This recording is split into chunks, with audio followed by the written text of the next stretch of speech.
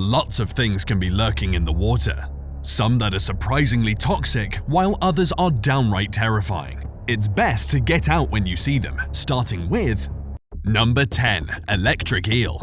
When you first notice its elongated body while swimming, you may think it's a sea serpent. Usually that's enough to prompt someone to get out of the water and keep safe. However, some may stick around to do a double take to ensure they saw correctly. By then though, let's just hope the animal didn't invade anyone's line of sight, otherwise someone may suffer from a nasty electrical shock. That's right, that sea serpent was no serpent, it was an electric eel. These freshwater predators are known for their electric charge, which they use to stun prey and scare off predators. Each eel contains an organ with about 6,000 electrocytes, a specialized cell that stores power like batteries. That sounds scary, no? Well, more so when you realize they will not hesitate using their ability when they figure they have to. That means humans should beware. Whoa! Though deaths due to these creatures are extremely rare, there are records of those who suffered from respiratory or heart failure after a shock. You wouldn't want to test out your luck now, do you? Number 9. Dubois sea snake.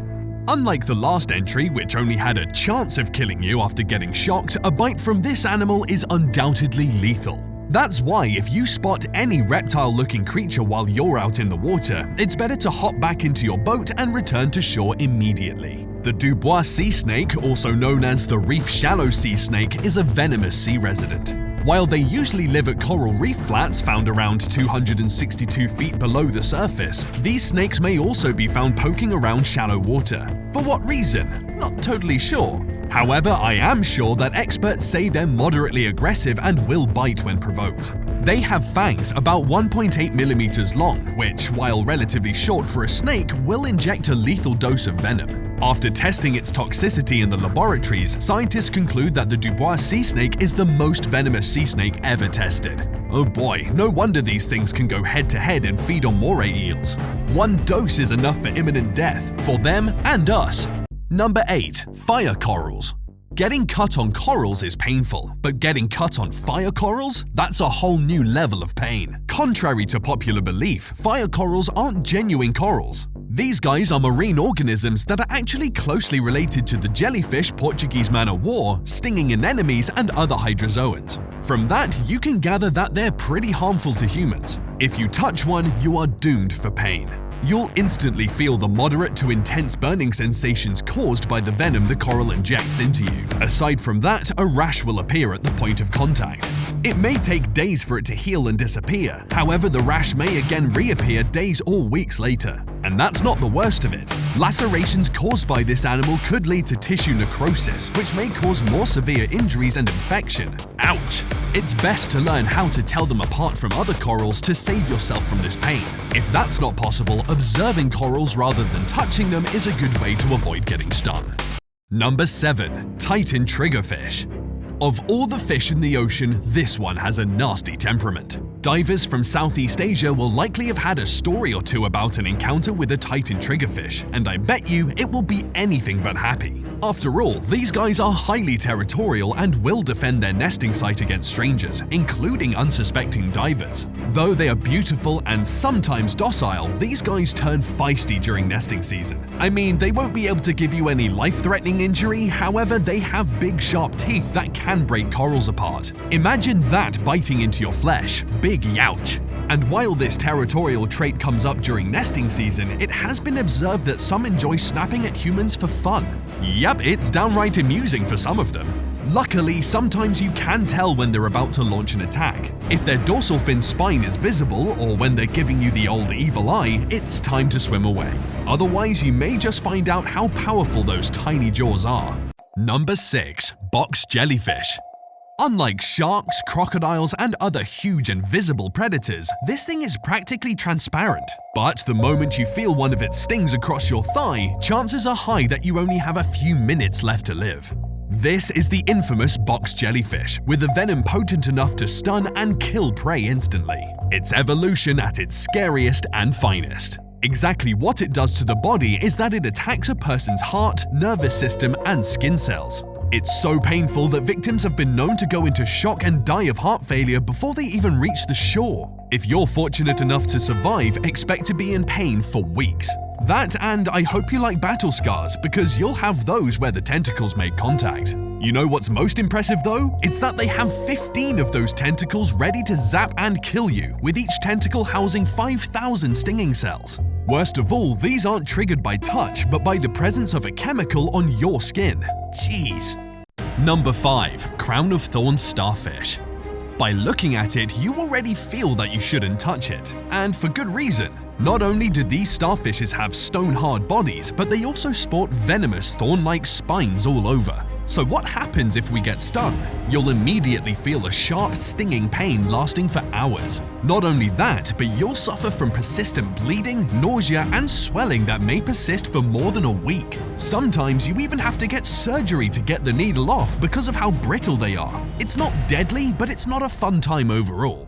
Thankfully, it's not like they go out of their way to hurt us. While we do have a problem with them, it's not in the way that you may think. These guys are coral reef killers. It climbs onto living corals and starts eating away at them, secreting digestive enzymes in order to liquefy the coral tissue. The parts they don't eat get infested with filamentous algae, furthering its impact on our reefs. This is why multiple programs have been developed to control their numbers. Number 4. Sailfish. Meet the sailfish, the fish you wouldn't want to go up against at any cost. They are not as big as sharks, but are as terrifying as sharks. I mean, look at their bills. You'd sooner be a human kebab than safe on the shore, given how fast these guys can go. It's one of the most fascinating predators of the ocean, and thanks to a study conducted by Jens Krause, we now have a better idea of its technique and how it effectively uses its sword-like snout. Sailfish usually grow to around 3 meters in length and are one of the fastest fish in the world, reaching speeds of up to 68 miles per hour. Surprisingly, until recently, experts weren't sure what its snout was for. Was it to stab, skewer, or was it simply something to help it swim? But thanks to the study mentioned earlier, now we know that they're careful slashers and that they slash enemies with precision. So you should probably watch out next time you're in the ocean. Threaten it and it may just pierce through vitals you never want breaking.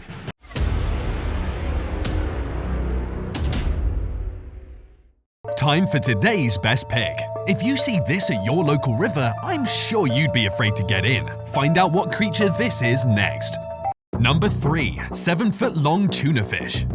This is not something you ever expect to see dead in a river. A huge tuna, usually found in oceans, was found by a trio of friends who were having fun at the River Severn. Kevin Brady was paddleboarding with friends Steve Burgess and Alec Foster when they came across the dead giant. According to Brady, Burgess discovered the carcass while jet skiing and returned to his friends to announce his find. The two didn't believe Burgess at first, but when they went right up to it, they realized he was telling the truth. These adventurers then posted about it on social media. Scientists who saw the photo surmised that the tuna was chasing down salmon upstream and had gotten stuck. However, Di Francis of the Severn and Weiss Smokery said it might have also been tempted into the water due to rising temperatures. Whatever the case, it doesn't make me want to get into those waters. Maybe it just wasn't the tuna's habitat, but if it died there, I'm not too sure I'm keen to take a dip in those waters.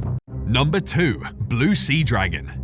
If you see one of these little guys at the beach, take care not to touch them. You never know when they last fed, because their favorite dish, the toxic Portuguese man-o'-war. Usually no more than 3 centimeters long, these sea slugs live their lives upside down. And by that, I mean they're always floating on their backside. Yep, that side of it with the pretty colors, that's the belly. It stores an air bubble that helps keep it afloat. But why do this? Why not just float the right way up?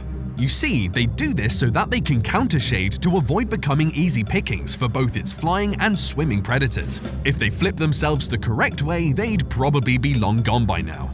Anyway, these guys aren't venomous by themselves. However, they are dangerous right after feeding. That's because these slugs store the stinging nematocysts. Due to it being stored, the poison becomes concentrated. When they feel threatened, these guys deliver a more potent sting than the man-o'-war alone. So take note guys, keep away from these rascals. Number 1. Irukandji Jellyfish. Everyone's afraid of the box jellyfish. However, that's not the only one we should watch out for. Some people find out about this the hard way. For example, Hannah Mitchell only realized this after being stung by an irukandji jellyfish, one of Australia's deadliest creatures. When Hannah was stung, she was put in an induced coma for 2 days. When she woke up, she was terrified because she said she felt like her lungs and heart were collapsing. Her mother shared that Hannah, during that period, told her to let her die as the pain was too immense. And here's the kicker: to think her body was already in the process of getting rid of the toxins. How much worse could it have been had she not been asleep? Good thing these guys only have 4 tentacles compared to the box jellyfish's 15. Had it been more than 4, there's little doubt in my head that it would have easily surpassed the box jellyfish in being the world's deadliest jelly, especially since the irukandji can be found near the coast and further offshore.